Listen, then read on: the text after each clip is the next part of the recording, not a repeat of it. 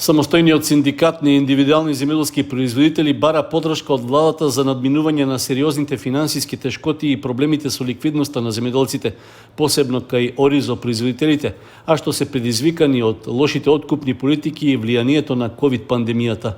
На пресконференција нагласија дека институционалната исклученост на представници на индивидуалните земјоделци оневозможува да се слушнат нивните ставови, идеи, проблеми и интереси, поради што тие станале социјално најранлива група, без можност да ги сервисираат за останатите и тековните обврски.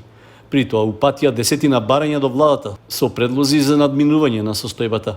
Итна исплата на субвенциите на оризопроизводителите, измена на предлог законот за дополнителната ковид мерка од 3 денари, бидејќи со неа не се опфатени сите земјоделци, а со цел да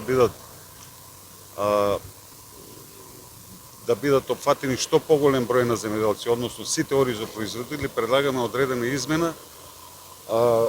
Понатаму цените на оризот се понижувачки и депресивни за оризопроизводството, бидејќи не ги покриваат основните трошоци. Може само да ви напоменам дека во житомаркети имате ориз од Италија кој се продава по 230 денари по килограм, што само по себе укажува каков е односот кон земјоделците кога не може да се постигне на цена од 55 до 60 денари за откупот на ориз. Од тука апелирам владата во наредните неколку денови да изнајде можност и начин да не повеќе и заедно да седнеме да ги елаборираме сите доставени барања до нив со цел да бидат изнајдени решенија за да натаму не ескалираат состојбите во несакан правец. Индивидуалните земјоделци бараат бришење на каматите за обврските кон фондовите за здравствено и за пензиско осигурување и одложено плаќање на долговите во наредните 24 месеци.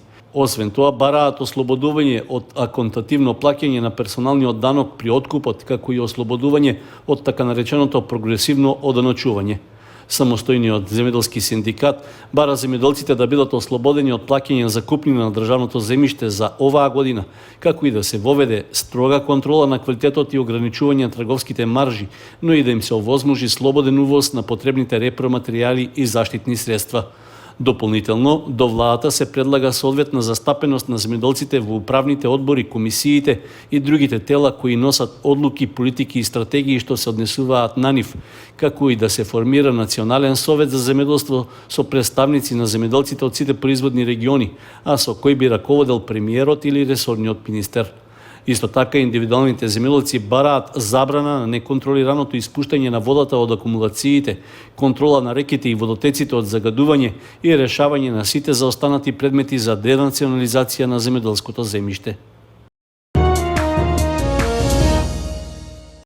Членовите на Општинскиот совет за безбедност во сообраќајот на патиштата одржал редовен состанок на кој била разгледана програмата за работа за предстојната година. Како советодавно тело што помага за подобрување на безбедносната состојба во сообраќајот на подрачјето на општината, Советот предлага континуирани програмски активности за унапредување на сообраќајната култура и образование на децата, но и на останатите учесници во сообраќајот. При тоа планирани се едукативни предавања на теми со кои се истакнуваат опасностите што го загрозуваат животот и здравјето при управување моторно возило, како што се алкохол, дрога, употреба на мобилни телефони и несоодветна брзина при возењето. Планирано е активностите да се спроведат во соработка со граѓански здруженија, како и со локалната самоуправа. На работната средба присуствувал и градоначалникот на Кочани Љупчо Папазов, кој ја истакнал подготвеноста за соработка со Општинскиот совет, како и пронаоѓање форми и содржини што ќе дадат подобри ефекти во поглед на безбедноста во сообраќајот со Општина Кочани. Заради подобрување на протокот на возилата во одделни делови на градот, членовите на Општинскиот совет за безбедност во сообраќајот, според постојната проектна документација, изнеле првични предлози за измена на режимот на сообраќајот и тоа на 2 потега во градот. За тоа, во наредниот период ќе се направат и истражувања, при што ќе бидат вклучени сите засегнати страни. Општинскиот совет за безбедност во сообраќајот упатил и апел до возачите на моторни возила во периодот до 15 март задолжително да носат зимска опрема, а според временските услови да се прилагодуваат на условите за сообраќај.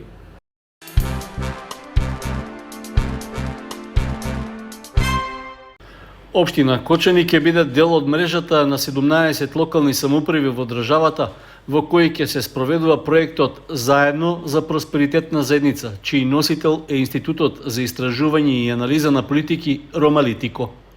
Од општинската администрација информираа дека веќе се одржал состанок на кој е склучен меморандум за соработка за спроведување на проектот, а на кој присуствувале представници од институтот и градоначалникот на Кочани Лјупчо Папазов. На средбата биле најавени повеќе проекти што ќе бидат поддржани и финансиски реализирани во соработка со институтот, со оглед што низ целата држава предвидени се 100 иницијативи. Во нив Кочани ќе биде вклучен со 4 или 5. Самите иницијативи ќе бидат определени од заедницата, а ќе има и платформи што се наменети за донации од диаспората, како и од бизнис секторот. Собранието и управниот одбор на Сдруженијето на сметководители од Кочани донесоа одлука за зголемување на цените за услугите кон своите комитенти. Покачувањето ќе се однесува од почетокот на идната година, што значи дека се опфатени и пресметките на завршните сметки за правните субјекти. Причина за измената во тарифата е што во изминатиот период се покачија обврските и трошоците кои сметководителските бироа ги имаат во тековното работење. Тоа главно се однесува на режиските трошоци, односно на доместоците за струја, комунали и закуп на деловен простор и слични давачки, но и порастот на цената за користење и за одржување на компјутерските програми за водење на сметководствената евиденција. Од Сдруженијето информираа дека не е донесена одлука за фиксно процентуално зголемување на цените на услугите, односно секое сметководствено биро индивидуално ќе одлучува за измената, во зависност од големината на правниот субјект, финансиската ситуација и другите услови во кои тој работи. Инаку, Кочанското Сдружение на сметководители има меѓуопштински карактер и во него членуваат 60 бироа и самостојни сметководители. Тие најмалку еднаш годишно одржуваат собрание, а ги представува управниот одбор составен од 15 члена.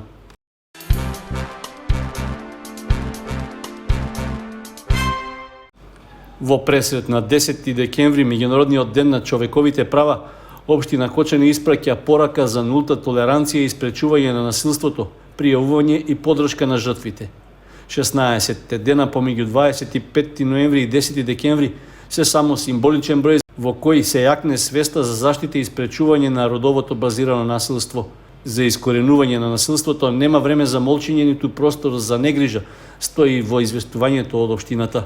Службите во локалната самоуправа кои што работат на терен со проектни и редовни активности за социјална поддршка на одредени целни групи детектираат проблеми што се поврзани со насилството врз жени и девојчиња, што помагаат тие да проговорат за своите неволји.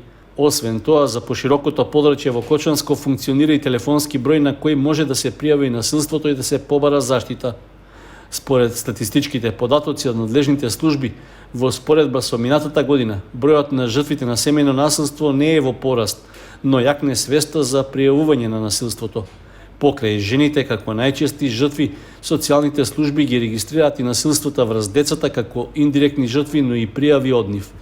Во рамки на активностите за борба против насилството, за внедела 12 декември во 12 часот, во паркот во Кочани ќе се одржи настан со кој ќе се даде поддршка на жртвите на семејно насилство. Со соодветните програмски активности за догодина, општина Кочани планира едукативни активности за осознавање и јакнење на свеста за нетолеранција на насилството во семејствата, училиштата, институциите, на работните места, на интернет, во медиумите и на јавните простори. Целта е секој да има место во заедницата каде што ќе се чувствува безбедно и сигурно. Во рамки на исполнувањето на годишната програма за работа, Општинскиот Црвен крст од Кочани редовно ги вклучува и средните училишта, особено во делот на крводарителството. Во средното општинско училиште Лјупчо Сантов се одржа младинска крводарителска акција во која се вклучија 15 ученика. Карактеристично беше што поголем дел од нив беа девојчиња. Планирано е, значи, во годината да се организираат по две акции во училиштата, една во текот на пролетта и една во текот на есента или зимата. Така да со короната имавме, затоа што самите училишта беа со онлайн настава, имавме заеднички крводарителски акции, но сепак нели сега со редовната посетеност на учениците во училиштата продолжуваме повторно со планираните крводарителски акции 2 пати годишно во училиштата. Од Средното општинско училиште Лјупчо Сантов истакнаа дека имаат добра соработка со Црвениот крст, а резултат на тоа се успешните крводарителски акции. Црвен крст, општинска организација Кочани и со Лјупчо Сантов Кочани имаат во континуитет заедничка соработка на повеќе полиња, поврзани со хуманоста. Денеска, како што ве информира и секретарката на Црвениот крст, имаме крводарителска акција, за која што следеше и мотивирачка работилница и претпоставаме дека заинтересираните вработени и ученици кои што имат наполнет 18 години ќе се одважат. Нивниот хуман подвиг ќе дојде до израз и ќе даруваат крв. Од Општинскиот Црвен крст од Кочани истакнаа дека за петок е договорена крводарителска акција во Средното општинско училиште Гошо Викентиев, а на 30 декември во просториите на организацијата ќе се одржи последната крводарителска акција за оваа година. Сите досегашни активности на планот на крводарителството се реализираат во соработка со Институтот за трансфузиона медицина од Скопје.